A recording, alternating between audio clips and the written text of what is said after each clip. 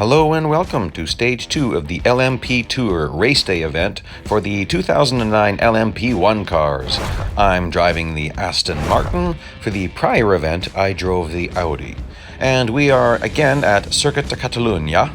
And no, I'm not going to be driving in driver view at this point. And wait a second, 60 seconds? I'm pretty sure it said 30 seconds in the description. Let's roll in a screenshot. That definitely says 30 seconds there. Well, this is what we call some bad monkey math. And kind of an old joke because, of course it's fire monkeys, and so sometimes people joke at them about the bad monkey math, just like in the official release notes it said that the PR requirement was 82 and I have to go to 82.1 for this car. Now, that's not uncommon. Same thing happened with Formula One cars. Problem was it wasn't disclosed, and so some people are going to be upset about it. And I'm just not going to be, because there's nothing that's going to be done about it anyway, so I'm just going to get on with it and race my car. There we go. Nothing I'm in a sweat about, but yeah, it probably should have been disclosed that there was a PR range, not a fixed PR requirement for all cars.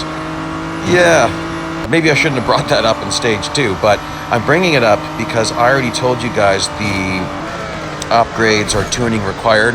Oh boy, I came in a little bit too fast there. Gotta find someone to tailgate. Oh, I guess I don't. My tailgating finished even though I was sitting still.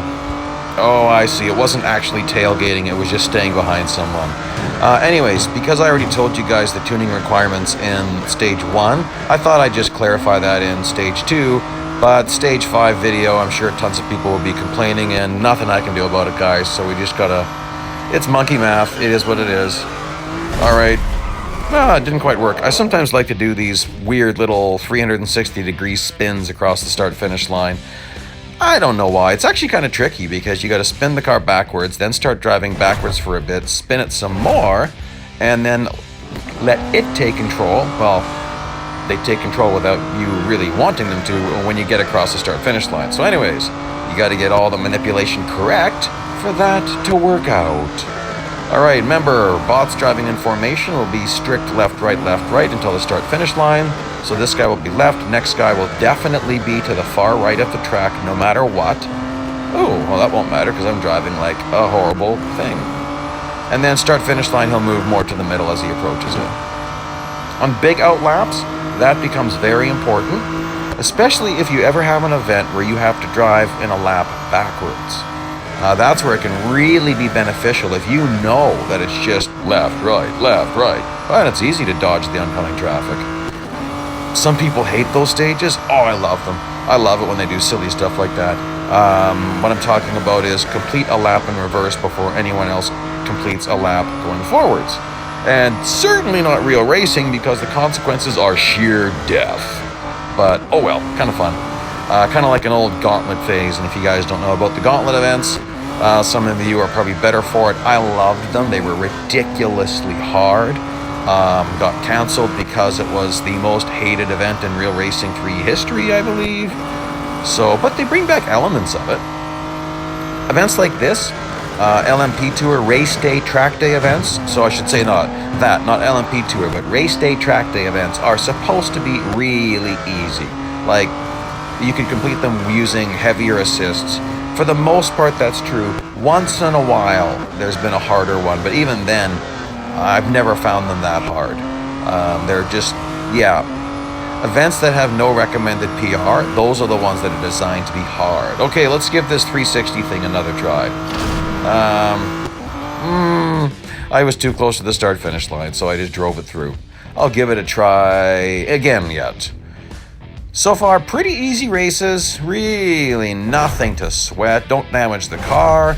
Okay, and you only have to finish in 5th place. You might be saying, how come you're not doing bot slowing? It's because of what I just talked about.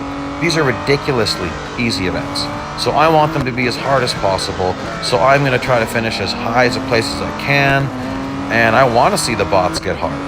I want to see this get really difficult. And I guess robots are already hard because they're made of metal, right? So they don't get much more. I guess they could be made of titanium or iron. Well, whatever. Oops, that was kind of silly. I was trying to get a set up my braking point there, my trajectory for the corner, and well, that was a failure. But yeah, I'm not gonna, so you only have to finish in position 5? I'm gonna try to win to see if I can. I'm surprised I didn't get damage for that. One really key point when it comes to taking damage is you don't want to be on the gas. If you're gonna hit a wall, if you're gonna hit a car, get off the gas. That might save you right there. Sometimes you also need to be off the brakes, which isn't as easy to do, but even if you just totally take your hands off the car at the last second, you can sometimes get away with a massive crash and have no damage to speak of. It's kind of funny, actually. Sometimes it's all about speed, too. I was going way too fast, and I've not optimized that braking point, obviously. Sometimes, if you have a head-on collision fast enough, you don't get front-end damage, you get rear damage. Isn't that crazy? That's the way it is. I don't know if I'm going to be able to win this race, and I don't know that I really want to restart it. Well, look at that. There's 2 bots right there. Maybe I can. I better get out of this view or I'm just going to lose. So I want to get in some good tailgating there, but I don't want to have a bunch of contact. I'd like to get an inside pass here. Ooh, a little bit of a scrape. That's kind of fun. I call it like a can opener sound. Oh, well, this would be easy to win this race. I'm surprised. I didn't think it was going to be that easy because I really messed up there for a bit. But there is Santos. And this corner is a little bit difficult. Although, of course, the worst corner for me right now is that sharp hairpin. I just haven't figured out my braking point yet. So I'm going to have to back it up too far and then start moving it forwards. The difficult thing is sometimes finding a reference point on the track so you know what you're doing each time. So I'm going to really have to back this up. Let's just see. Is that good enough? Oh, that was actually pretty good. That's really close to being kind of more of the ideal point. Now I just have to remember what I did and repeat it. And this section, I often just lawnmower this section. I'm trying not to do that this time around. Lawnmowering it is when you just drive right across the grass. I call that doing the lawnmower move. So, if you've seen my videos, you know I've done that a lot. Here we go, let's give this a try. There we go. That was kind of fun. Not really a 360, kind of like a figure 8. I love doing it though. Kind of fun. You gotta be turned just a little bit, turning your car back around again before the AI gets control, and he'll finish the spin for you because he wants to straighten out the car. If you're not quite past that perpendicular point, sometimes he'll try to back up more to fix things.